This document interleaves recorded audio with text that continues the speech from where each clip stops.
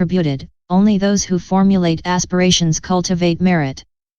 Endowed with the power of the aspirations, they obtain a great fruit of merit. As was said above, sin has suffering as retribution. But all the beings who commit it wish to find happiness. Nobody wishes for suffering or hell. This is why sin has but a limited punishment, whereas merit finds unlimited reward. According to some, even the greatest sinner who has fallen into the avasai hell will suffer his punishment for 1 kalpa. Whereas the very meritorious person, residing in the sphere of neither perception nor non-perception, will enjoy his reward for 80,000 great kalpas. In the same way, the bodhisattvas who have aspired to the pure universes will travel the path for countless kalpas and will attain nirvana, eternal bliss. Question. However, look at the sin that consists of criticizing the prajnaparamita, the sin discussed in the Nilpn. When the antarakalpa spent in avasai is ended, the guilty one falls into other hells. How can you say that the very great sinner suffers his punishment in hell for just 1 kalpa? Answer. The Buddhist doctrine, which is intended for beings, uses 2 different ways. The way of the bodhisattva and the way of the sravaka. In the way of the sravaka, the Buddha says that the person guilty of the 5 anantarya crimes will suffer hell for only 1 kalpa.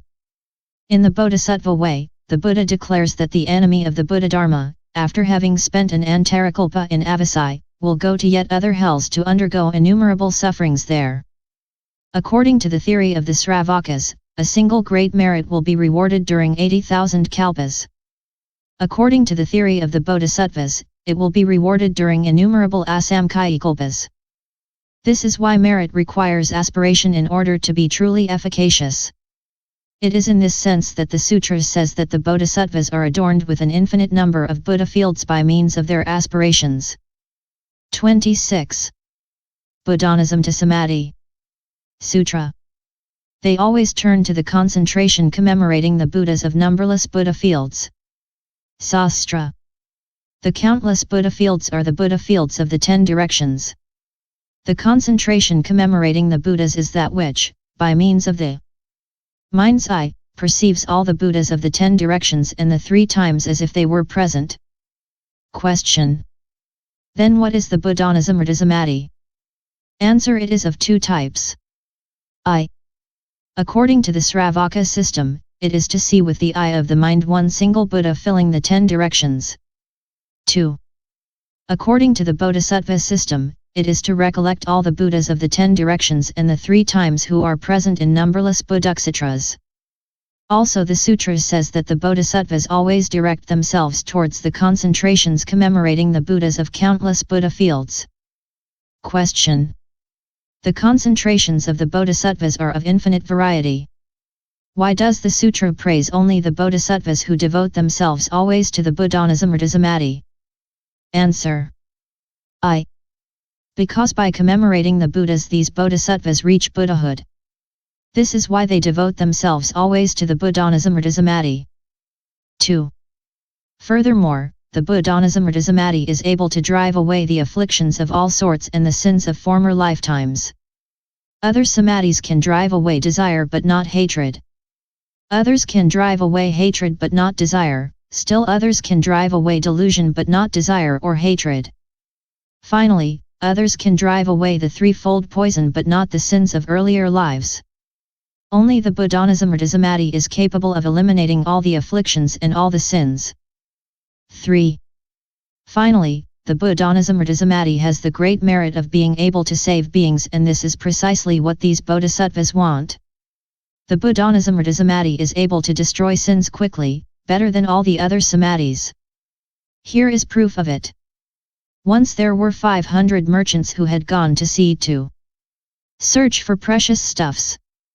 They encountered Mokilo, Makara, king of the fish.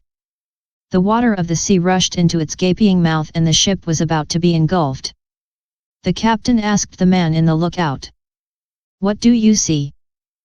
He answered, "I see 3 suns, ranges of white mountains and a waterfall at the entrance to a cave."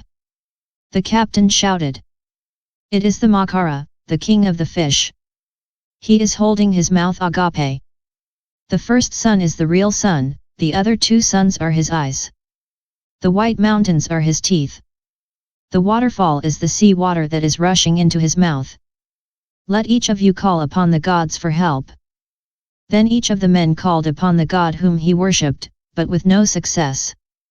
Among them there was an upasaka who observed the 5 precepts, who said to the others, "We should all cry out together namo. The Buddha is unsurpassable. He will know how to help us." All the passengers unanimously agreed, and with one voice they cried, "Namo buddhaya." Now in an earlier lifetime, this fish had been a bad disciple of the Buddha.